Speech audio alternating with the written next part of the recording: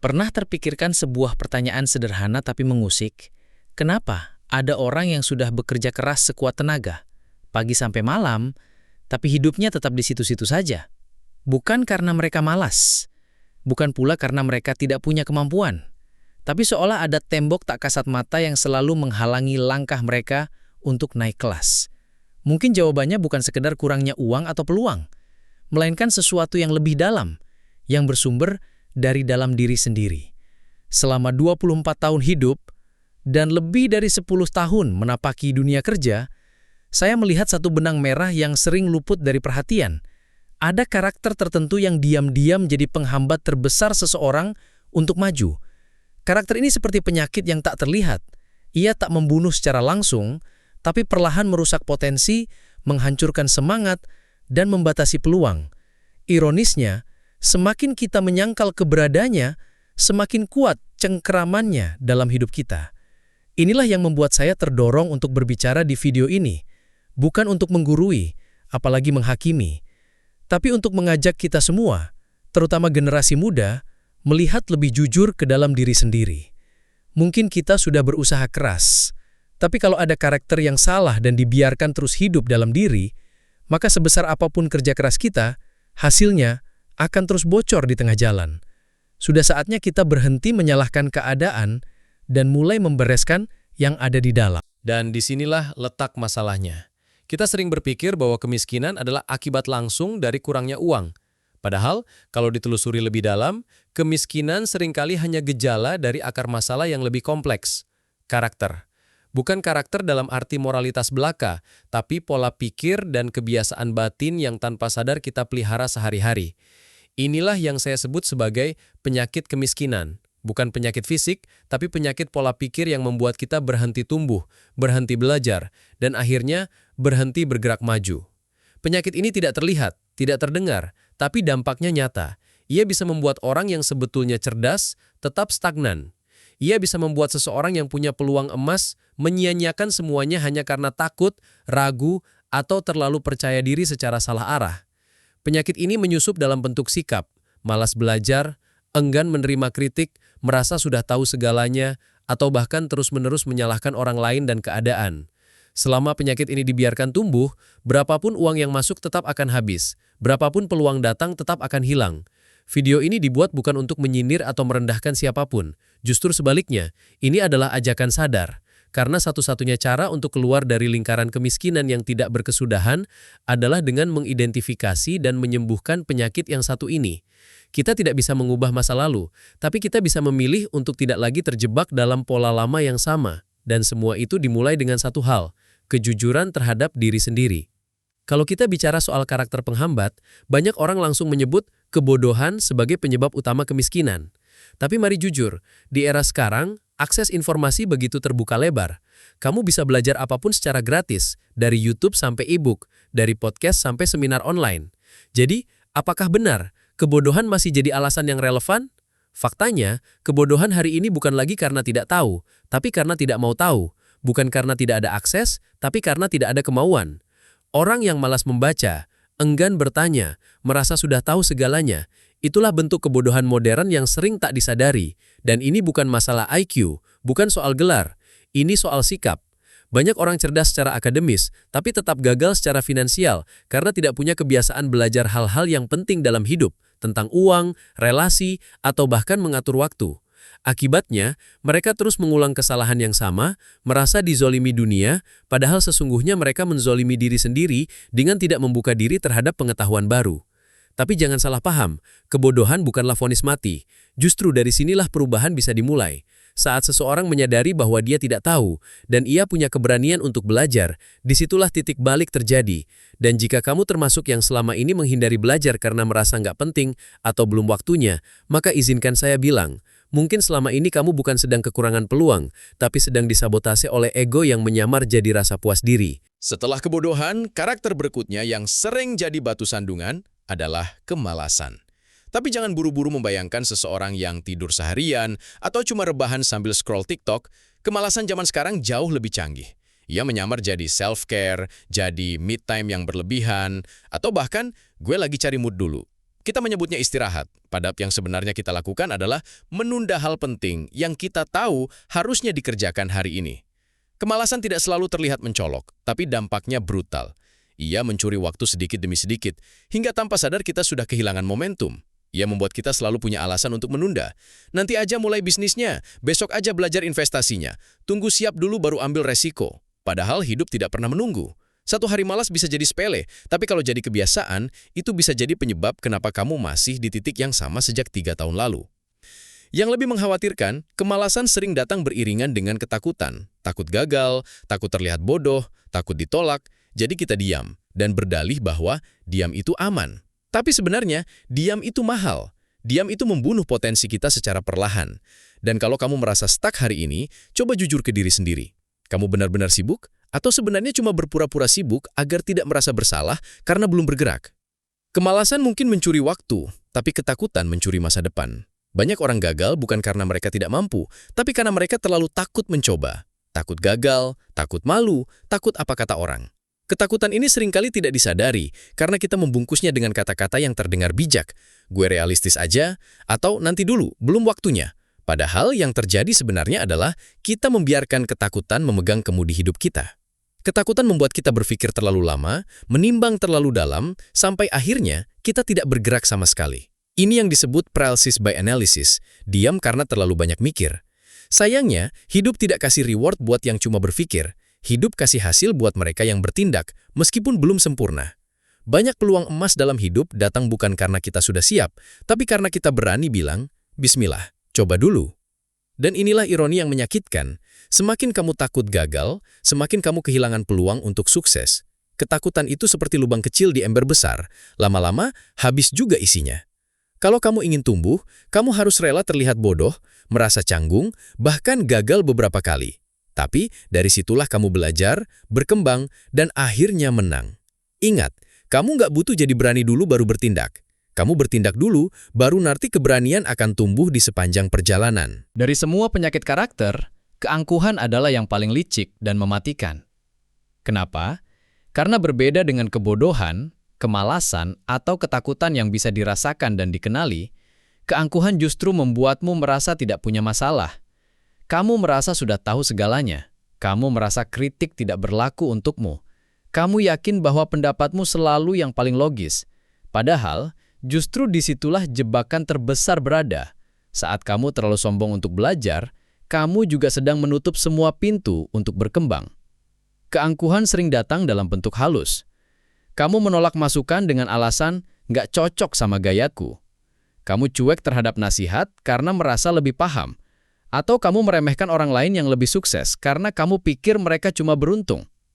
Kamu berhenti baca buku, berhenti nonton konten edukatif, karena kamu merasa sudah cukup tahu. Dan tanpa sadar, kamu sedang berjalan mundur, sambil merasa sedang di depan. Inilah karakter yang diam-diam membuat orang pintar tetap miskin, membuat orang berbakat tetap tertinggal.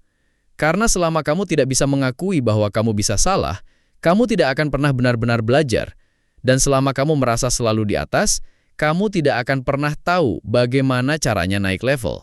Dunia ini milik orang yang terus membuka diri untuk belajar, bukan yang sibuk membuktikan bahwa dirinya sudah paling hebat. Maka pertanyaannya, kamu mau jadi yang merasa benar atau yang benar-benar bertumbuh? Bayangkan kamu sedang berada di tengah hutan. Di depanmu ada sebuah mobil McLaren, simbol dari peluang besar. Di tanganmu ada peta, lengkap dengan tanda X yang menunjukkan lokasi harta karun, alias tujuan hidupmu, kekayaan, kebebasan, kesuksesan. Tapi masalahnya bukan di mobilnya, bukan pula di petanya. Masalahnya ada di si pengemudi, yaitu kamu. Karena meskipun semua alat sudah tersedia, kalau kamu malas mengemudi, takut salah jalan, atau merasa tidak perlu mengikuti peta karena merasa paling tahu, ya kamu akan tetap tersesat. Orang bodoh mungkin nggak tahu cara pakai peta, tapi kalau dia mau belajar, dia masih punya harapan. Orang malas mungkin hanya duduk diam, tapi setidaknya dia sadar dia tidak bergerak. Orang penakut mungkin ragu memulai, tapi bisa didorong dengan keberanian kecil dari lingkungan sekitar. Tapi orang arogan, mereka bahkan menolak peta. Mereka merasa bisa mendebak arah sendiri. Dan saat tersesat, mereka tidak pernah menyalahkan diri sendiri, selalu peta yang salah. jalanan yang terlalu rumit, atau bahkan mobilnya yang kurang bagus. Analogi ini bukan sekedar cerita. Ini adalah refleksi dari banyak kisah nyata di luar sana. Berapa banyak orang di sekitarmu yang sebenarnya sudah punya semua modal, ilmu, relasi, bahkan dana, tapi tetap gagal karena terlalu keras kepala untuk menerima arahan, terlalu merasa hebat untuk belajar dari yang lebih berpengalaman? Jangan sampai itu terjadi padamu. Karena seringkali kegagalan bukan datang dari kurangnya alat, tapi karena karakter yang salah dalam mengendalikannya. Saya masih ingat jelas ketika dulu ayah saya mencibir langkah awal saya di dunia investasi. Katanya, main saham itu kayak judi. Waktu itu, saya hanya bisa diam. Sakit? Iya. Tapi saya sadar, tidak ada gunanya adu mulut.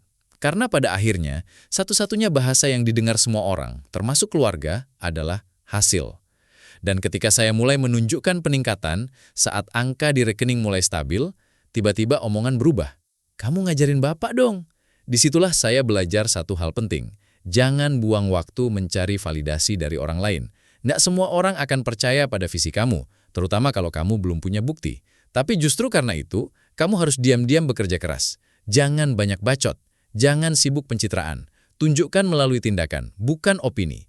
Karena ketika hasil sudah terlihat, kamu tidak perlu lagi berteriak minta didengar. Orang lain akan mulai bertanya sendiri bagaimana kamu melakukannya.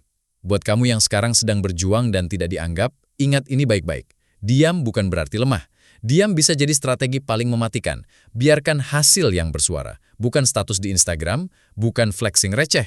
Dunia ini terlalu bising dengan orang yang banyak bicara tapi tidak menghasilkan apa-apa. Jadilah minoritas yang bergerak diam-diam, tapi ketika tiba waktunya, meledak dengan pencapaian yang tidak bisa dibantah siapapun. Saya mulai belajar soal keuangan bukan karena ikut tren, tapi karena lelah hidup dalam ketergantungan. Dari usia belasan, saya sadar, kalau ingin punya kendali atas hidup, saya harus punya kendali atas uang. Maka, saya mulai dari hal kecil, baca buku, tonton video edukatif, ikut seminar gratisan, tanya ke mentor yang lebih berpengalaman. Waktu teman-teman sibuk mikirin liburan, saya sibuk mikirin compound interest. Dan jujur, itu bukan jalan yang gampang. Tapi hari ini saya bisa bilang, itu keputusan terbaik yang pernah saya ambil. Banyak orang salah kaprah soal investasi. Mereka pikir ini soal cuan cepat atau gaya hidup elit. Padahal investasi bukan tentang flexing portfolio, tapi tentang perlindungan masa depan. Ini alat, bukan tujuan. Dan semakin cepat kamu mulai, semakin besar efeknya.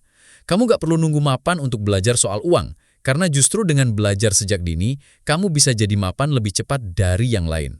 Jangan biarkan ego atau gengsi bikin kamu menunda belajar hal yang akan menentukan nasibmu bertahun-tahun ke depan.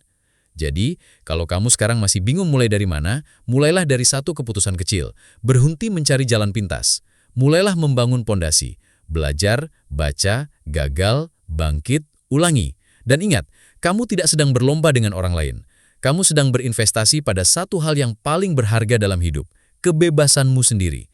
Kebebasan untuk memilih hidup seperti apa yang kamu mau, tanpa dikekang oleh ketergantungan pada gaji, bos, atau keadaan. Kalau kamu sudah mulai belajar, sudah mulai berinvestasi, sudah mulai bergerak, jangan biarkan keangkuhan menyusup di tengah perjalanan.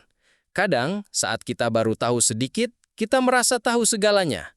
Dan saat kita mulai berhasil sedikit, kita merasa tidak perlu lagi belajar dari siapapun. Disitulah banyak orang mulai jatuh. Bukan karena kurang pintar, tapi karena merasa sudah terlalu pintar untuk belajar dari orang lain. Arrogance is the silent killer of progress, dan kalau kamu tidak waspada, kamu bisa tersandung oleh kesombonganmu sendiri. Akui bahwa selalu ada orang yang lebih tahu, lebih dulu, dan lebih dalam. Dan itu bukan ancaman, tapi peluang untuk mempercepat jalanmu. Rendahkan hati, buka telinga, perluas perspektif, karena pengetahuan hanya akan memberi dampak kalau kamu mau menerimanya. Dan perubahan hanya mungkin terjadi saat kamu cukup rendah hati untuk bilang, saya siap belajar lagi. Mungkin, sebagian dari kamu merasa konten ini terlalu tajam, terlalu menohok. Tapi percayalah, tidak ada niat untuk menghakimi.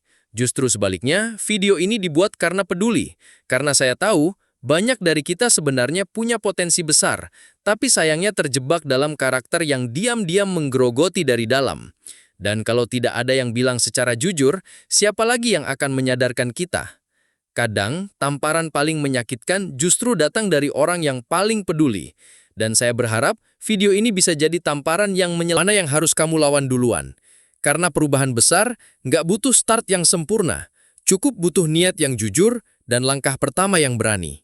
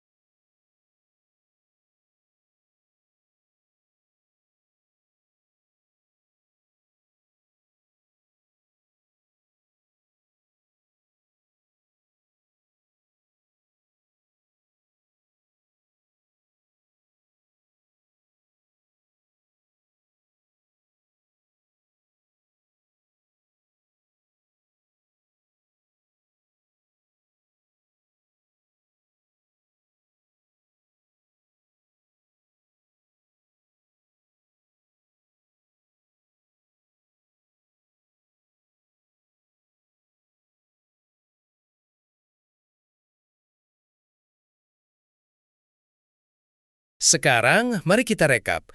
Ada 4 penyakit karakter yang diam-diam membuat banyak orang tetap miskin meski kerja keras. Kebodohan, kemalasan, ketakutan, dan yang paling berbahaya, keangkuhan. Dan kalau kamu jujur pada diri sendiri, mungkin salah satu atau bahkan semuanya masih ada di dalam dirimu. Tapi kabar baiknya, semua itu bisa diubah. Bukan dengan motivasi sesaat, tapi dengan komitmen untuk terus bertumbuh. Karena hidup ini bukan soal siapa yang paling cepat, tapi siapa yang paling konsisten memperbaiki diri. Kalau kamu masih merasa gue biasa-biasa aja, jangan anggap itu kutukan. Justru itu bisa jadi berkah, karena kamu masih bisa belajar, masih bisa tumbuh, masih bisa membuktikan bahwa kamu layak untuk hidup lebih baik. Tapi, itu semua butuh satu hal, tindakan. Bukan teori, bukan wacana, bukan janji muluk-muluk. Ambil satu langkah nyata hari ini. Cari satu hal yang bisa kamu ubah. Mungkin itu cara berpikirmu, mungkin itu rutinitasmu, mungkin itu lingkaran sosialmu. Apapun itu, do something, karena diam tidak akan pernah menyelamatkanmu. Akhirnya, saya ingin mengajak kamu untuk bukan cuma jadi penonton konten ini. Jadilah bagian dari percakapan. Tulis di kolom komentar, penyakit mana yang paling sering kamu alami? Apa langkah kecil yang kamu mau mulai hari ini? Dan kalau kamu merasa video ini membuka wawasan, bantu sebarkan ke orang-orang yang kamu sayangi. Karena perubahan besar selalu dimulai dari kesadaran kecil, dan siapa tahu kamu adalah orang yang bisa memulainya. Untuk dirimu sendiri, dan mungkin untuk orang lain juga.